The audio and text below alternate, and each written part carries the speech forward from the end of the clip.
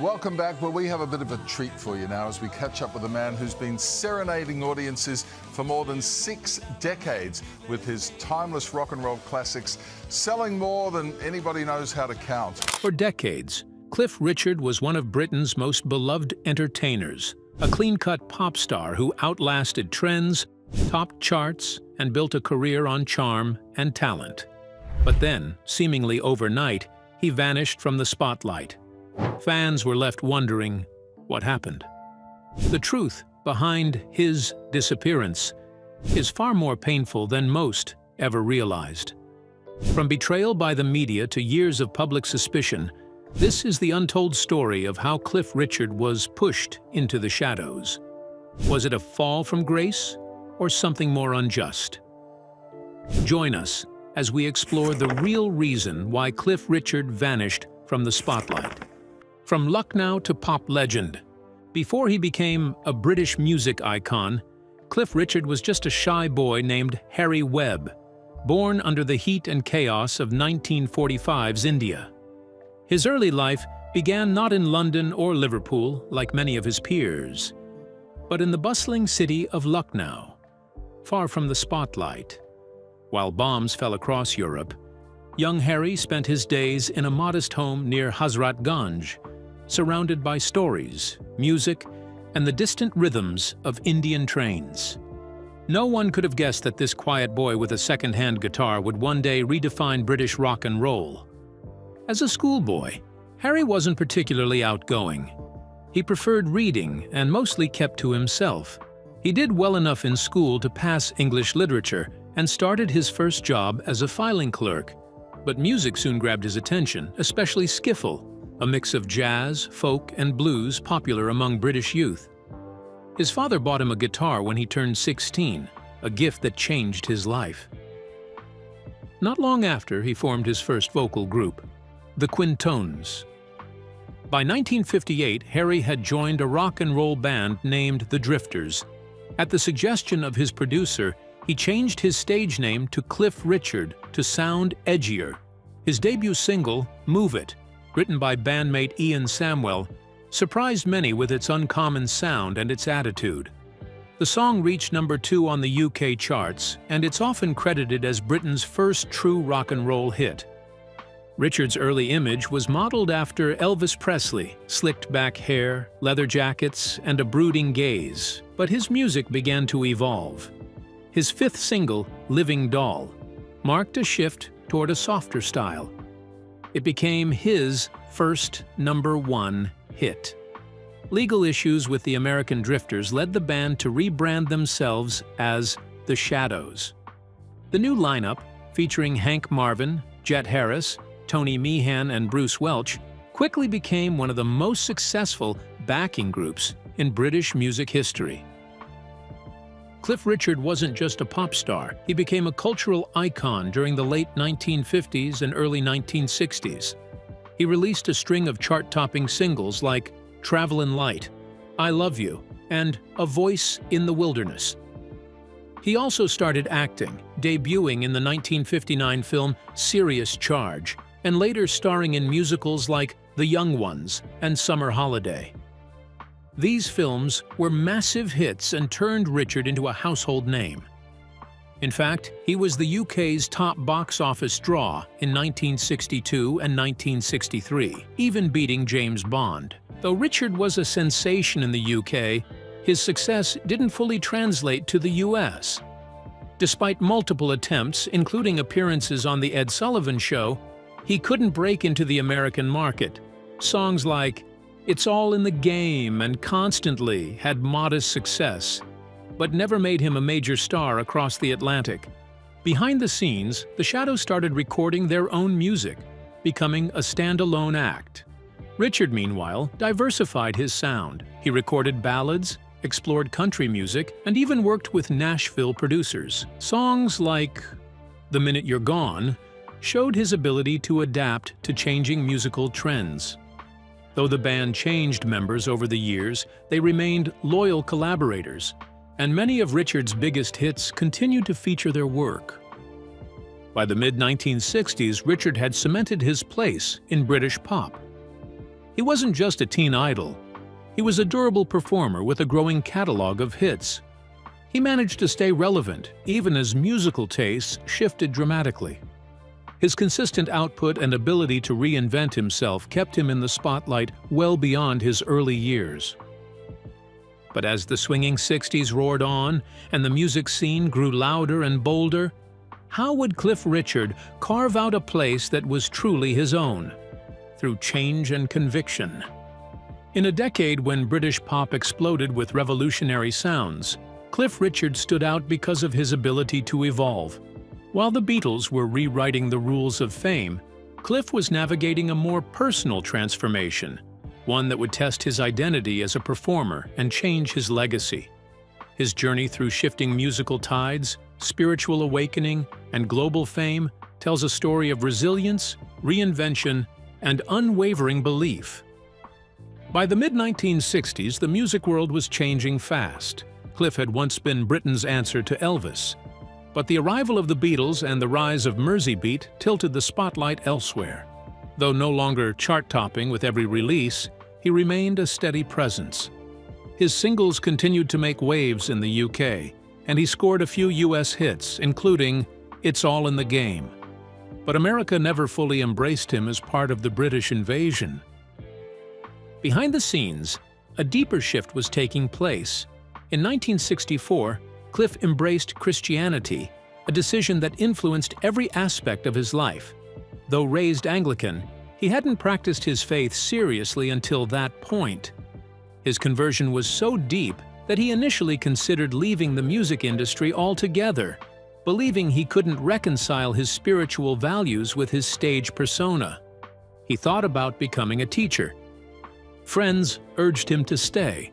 They believed his platform could serve a greater purpose, and Cliff listened. Instead of quitting, he redirected his career, performing with Christian groups, recording gospel-influenced songs, and appearing at evangelistic events. Yet he didn't abandon his pop roots either. With the shadows still by his side, he balanced faith and fame, becoming a rare figure who could sing about love and loss one day and stand on a faith-based stage the next. In 1965, On My Word marked the end of his unprecedented streak of 23 straight top 10 UK hits. But Cliff kept pushing forward. In 1967, The Day I Met Marie reached number 10 in the UK and became a hit in Australia. That same year, he starred in To a Penny, a film centered around drugs, doubt, and spiritual rebirth, mirroring the transformation in his real life. In 1968, Cliff took the Eurovision stage with Congratulations. Though he famously lost by a single point, hiding in a restroom as the results came in, the song became a major hit across Europe and Australia, and another UK chart topper. The disappointment didn't last. Cliff remained in high demand, both on screen and on stage. After the Shadows split in 1968, Cliff kept working. From 1970 to 1976, he hosted the popular variety show It's Cliff Richard, featuring regulars like Olivia Newton-John. He recorded live albums in Japan and continued touring across Europe. He returned to Eurovision in 1973 with Power to All Our Friends, finishing third, though this time he nearly missed the performance after taking too much Valium for nerves. Despite his clean-cut image, not every project landed smoothly. In 1975, Cliff unknowingly released a song titled Honky Tonk Angel. Unaware it was slang for a prostitute. Mortified, he pulled the track, even after a video had been made. Only about 1,000 vinyl copies escaped destruction.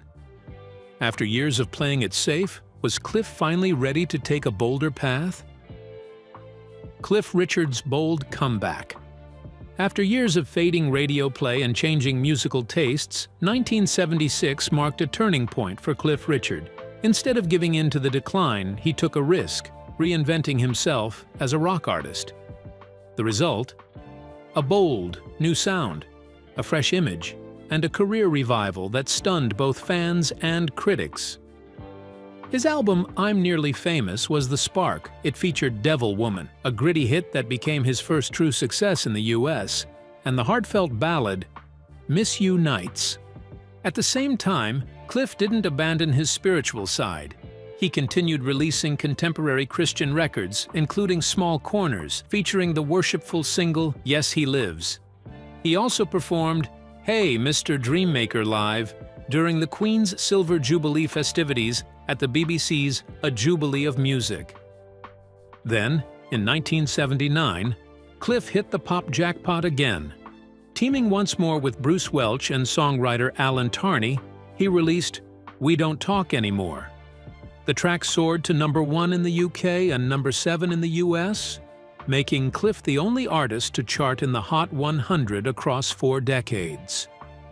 Included on Rock and Roll Juvenile, rebranded We Don't Talk Anymore in the US, it became his best-selling single, shifting nearly 5 million copies worldwide. That year, he also shared a stage with Kate Bush and the London Symphony Orchestra at the Royal Albert Hall. The momentum continued into the 1980s. In the US, Carrie and Dreamin' entered the top 40, while his duet with Olivia Newton-John suddenly reached #20. In the UK, Carrie hit #4, and Dreamin' peaked at #8. AllMusic praised Carrie as an enthrallingly atmospheric track. Meanwhile, in 1980, Cliff officially changed his legal name and was honored with an OBE for his services to music and charity. Between 1980 and 83, he released a string of albums, all featuring chart-friendly singles. Wired for Sound cracked the UK top 5 and did well in Australia. Daddy's Home hit #2.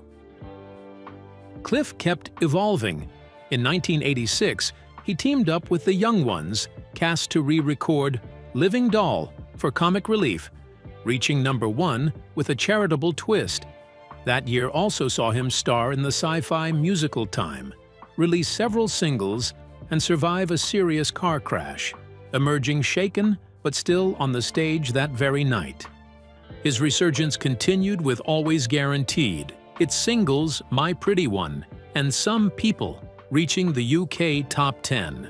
In 1988, Cliff hit Christmas #1 with Mistletoe and Wine, his 99th UK single and best-selling song of the year, with 750,000 copies sold. His compilation album, Private Collection, went quadruple platinum. In 1989, he released his 100th single, The Best of Me, which climbed to #2. His album Stronger produced 3 more top 20 singles. That year, Cliff received the Brit Award for Outstanding Contribution and headlined the event at Wembley Stadium to a crowd of 144,000. In 1990, he performed at Nebworth Park alongside rock legends, helping to raise $10.5 million for charity. The live album From a Distance followed, and the Christmas #1 Savior's Day added to his tally.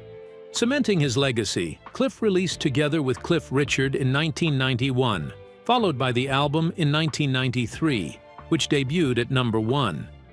He continued to chart and work on stage musicals, signaling both commercial success and creative ambition. But as he reached a big moment in his career, how would he look back and thank the fans who stayed with him? Cliff Richard's golden years. In 2008, Cliff Richard marked half a century in music with a major celebration. His 8-CD box set, And They Said It Wouldn't Last, was released alongside a new single, Thank You for a Lifetime, which climbed to #3 in the UK charts. Later that year, fans got even bigger news. Cliff and the Shadows were reuniting. After decades apart, the legendary band returned to the stage, performing at the Royal Variety Performance. In 2009, they launched a Golden Anniversary tour across the UK, followed by a European tour in 2010. That same year, they released Reunited, their first studio album together in 40 years. It featured 25 re-recordings of their classic hits and 3 songs from their early days that hadn't been previously recorded. The album debuted at number 6 in the UK and peaked at number 4. The band's return was a hit with both longtime fans and a new generation discovering their music. In 2009, Cliff also traveled to Nashville to record a jazz-inspired album. The session was short, just 1 week, but produced 14 tracks, showing his continued desire to explore new sounds. In April 2010, Cliff sang "Congratulations" at Queen Margaret II of Denmark's 70th birthday celebration. Later that year, for his own 70th birthday, he performed 6 shows at the Royal Albert Hall. To go with the concerts, he released Bold as Brass, an album of swing standards. A party followed with celebrity guests including Cilla Black and Daniel O'Donnell. After rehearsals in Belgium, he made a surprise appearance at Antwerp's Night of the Proms in October 2010, singing "We Don't Talk Anymore" to 20,000 fans. That winter, he headlined the full Proms tour across 12 German cities, performing 18 shows to more than 300,000 people. His Bold as Brass DVD reached number 1 on the UK Music DVD chart, his 3rd consecutive number 1 in 3 years. Outside music, Cliff fought for performers' rights. He supported extending copyright protections from 50 to 95 years. Though initially unsuccessful, his efforts eventually helped push legislation that extended UK music copyright to 70 years, protecting recordings from 1963 onward. In 2013, he released the fabulous Rock and Roll Songbook, his 100th album. It celebrated the roots of his career with classic rock covers. By then, his discography included 47 studio albums, 35 compilations, 11 live albums, and 7 film soundtracks. Cliff was set to open for Morrissey at Brooklyn's Barclays Center in June 2014. When Morrissey canceled due to illness, Cliff quickly organized a free show for fans in New York, showing his commitment to his audience. In 2015, Cliff celebrated his 75th birthday with a national tour, including 6 shows at the Royal Albert Hall, his most performed venue. The Guardian praised the shows as energetic and heartfelt. 3 years later, he released Rise Up, his first album of new material in 14 years. Its title track topped the UK vinyl singles chart. In 2019, he duetted with Bonnie Tyler on Taking Control. He followed this with Music, The Air That I Breathe in 2020, showing he had no plans to slow down. In 2022, Cliff delighted fans at Wimbledon by singing Summer Holiday as part of the tournament's centenary celebration, proof that even after 7 decades, his voice and spirit still resonate. Even with new songs and surprise performances, Cliff still faced challenges behind the scenes. After all his success, what were some of the challenges that he faced? Fight for fair airplay. Despite decades of success, Cliff Richard has long voiced frustration over the lack of support he receives from major radio stations and the wider music industry. In a 2007 appearance on The Alan Titchmarsh Show, he openly criticized the system that favors new acts while sidelining veteran performers like himself. While newer artists rely on airplay to build their careers, Richard argued that established musicians also depend on radio exposure to stay relevant. He noted that during the 1980s, radio was more inclusive, often playing his songs and helping to sustain his chart presence. But more recent decades have seen a sharp drop in airplay, especially for older artists. In the BBC Radio 2 documentary Cliff, Take Another Look, he pointed out how many retrospectives on British music history often exclude both him and the Shadows, despite their impact. This lack of recognition isn't just about airplay. In 1998, radio host Chris Evans vowed never to play Cliff Richard's music again, claiming he was too old. In 2004, DJ Tony Blackburn was suspended from Classic Gold Digital after playing Richard's songs against management instructions. The station claimed Richard didn't fit their brand values. In protest, Blackburn read their internal email live on air and played more of Cliff's music to an audience of 400,000 listeners. In 2011, Absolute Radio 60s made headlines when they refused to include Richard in their playlist. The station's team said his songs didn't align with the cool sound they were curating. DJ Pete Mitchell remarked that timeless 1960s acts like the Beatles and The Who were still relevant, implying Cliff wasn't. Richard fired back, calling the decision dishonest and saying, "They're lying to themselves and the public." Beyond the media, Richard has spoken out against the music industry's glorification of destructive behavior. In contrast to many of his peers, he never engaged in the use of medication, wild partying, or scandals. "I have never wanted to trash a hotel room," he said, adding that avoiding medication and promiscuity made him one of the most radical figures in British rock because he didn't follow the crowd. His choice to live clean has often made him the odd one, out in an industry that thrives on controversy.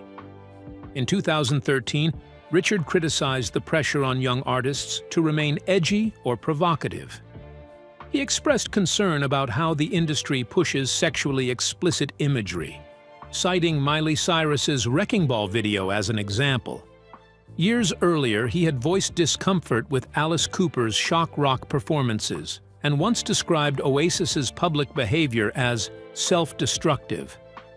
This disconnect between Richard and mainstream industry norms has led to both criticism and admiration. In a 2011 Guardian article, journalist Sam Leith noted that Richard's strong Christian faith and clean lifestyle have made him a mystery to younger generations. Yet another Guardian writer, John Robb, argued that Richard's refusal to conform, his rebellion against rebellion, made him a true countercultural figure. Richard himself believes that two of his biggest hits, Mistletoe and Wine and The Millennium Prayer, may have contributed to the industry's distance.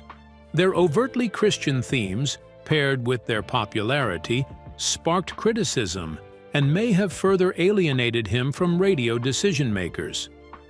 "Airplay is vital," he said in 2013, "but there's ageism in the industry. If I record a new song now, I doubt it will get a fair chance." Still, many in the industry continue to stand by him.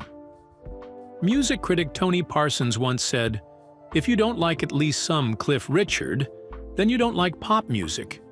And Sting called Richard one of Britain's finest singers, technically and emotionally. Despite the obstacles, Cliff Richard remains one of the most enduring figures in British music, respected if not always played. But behind the scenes, something more serious was unfolding, something that would soon push him out of the spotlight completely. What was it that made Cliff Richard step away from the public eye? Surviving the spotlight.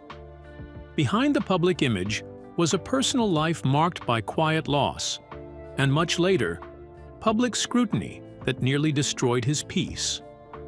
One of the most painful parts of his private life was his love for Olivia Newton-John. He admitted she was the only woman he had ever truly loved, but she married someone else, his own bandmate. Cliff never married or had children. Years later, Olivia died in his presence, and it left a wound that stayed with him for the rest of his life. Professionally, Cliff kept going. Unlike many of his peers, he stayed relevant across decades. Hits like Devil Woman in 1976 and Mistletoe and Wine in 1988 brought him continued success. His ability to shift between musical styles while maintaining his values made him a unique figure in British pop. Then, in 2014, everything changed. His home was raided by police while BBC cameras captured the event live. The broadcaster had made a deal with authorities to film the search, even though Cliff had not been charged with any crime. He was not informed in advance, and the images were broadcast around the world. The impact was immediate. Cliff described feeling violated and said his home no longer felt like a safe place. He lost weight, suffered from shingles, and struggled to sleep. The emotional toll was heavy, and the legal process dragged on for nearly 2 years. In the end, the accusation against him collapsed. The claims didn't hold up, and the supposed timeline didn't make sense. Despite this, the damage to his reputation had already been done. Cliff said later that even when proven innocent, the stain of a false accusation can remain in the public mind. He went to court to challenge the way he had been treated. In 2018, he won his case against the BBC. A judge ruled that his privacy had been seriously violated. The broadcaster issued a public apology, and Cliff was awarded damages. While the legal result gave some closure, it didn't undo the personal harm. Throughout the ordeal, his Christian faith gave him strength. It was something he had leaned on for years, and during that time, it helped him manage stress and isolation. Today, Cliff Richard remains active in music. He continues to perform and record, though with more control over his schedule and public appearances.